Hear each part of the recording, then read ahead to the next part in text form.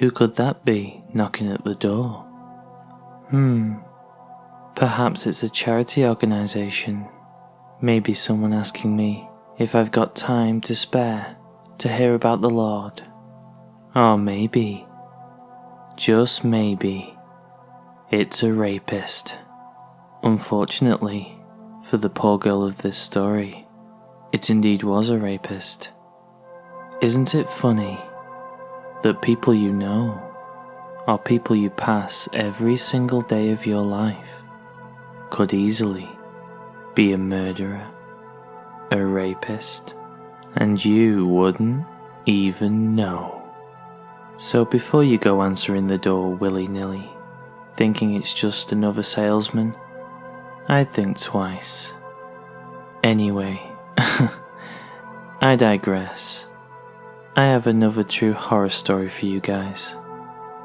So sit back, relax, and enjoy.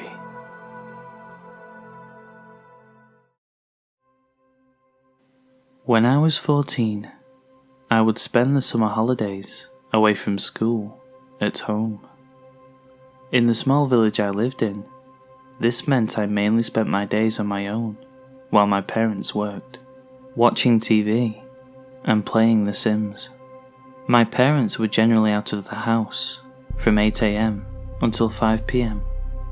I was raised to never answer the door to strangers. However, where I liked to sit in the living room, my chair was next to the window, so I could always see people on the street, and they could see me too. One day, I was sat watching daytime TV when I noticed a man walking down our street.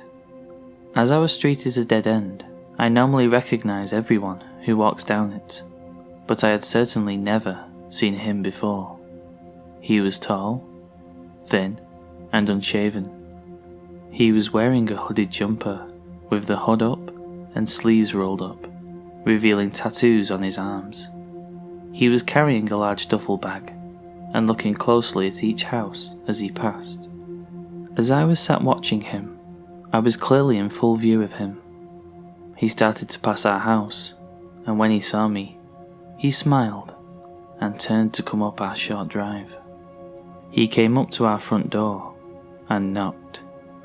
I knew I shouldn't answer the door to someone I didn't know, but he had seen me, and at 14, I was afraid of being rude to an adult. So, I obediently went and opened the door slightly. I peeked around the door and said hello. As he spoke, he pulled the duffel bag around to the front of his body and asked me if my parents were home. At this point, I thought he would probably leave if I said no, but instead, he stepped towards the door and unzipped the bag. Well, the thing is, I've just got out of prison. I want to do the right thing, you know? It's so hard to find a job, so I'm trying to sell some new things. He started pulling towels, handkerchiefs, and other junk out of his bag. The word prison made my heart skip, and I quickly mumbled something about having no money and closed the door. He stood on the step for a minute, still talking to me about being able to help. So I went upstairs and waited for him to leave, which he did. I soon settled back down to watch TV and forgot all about my encounter. At 5 PM, my parents came home and they took the TV, so I went up to my room. A little while later, there was a knock at the door.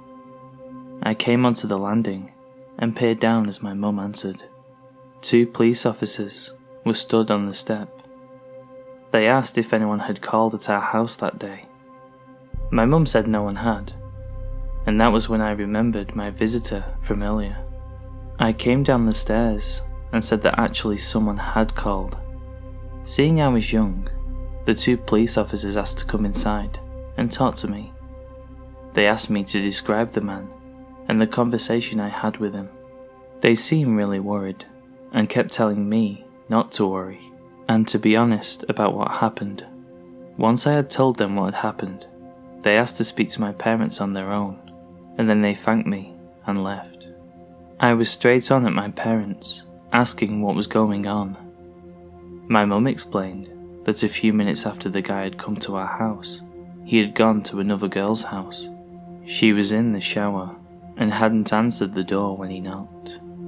Apparently, he let himself into the house and walked upstairs, where he found her in the shower and sexually assaulted her. With my description and the evidence from the girl, they tracked the guy down. It turned out he had just been released from prison for a similar attack on another girl. I never answer the door when I am alone now, and I also won't shower when I am home alone.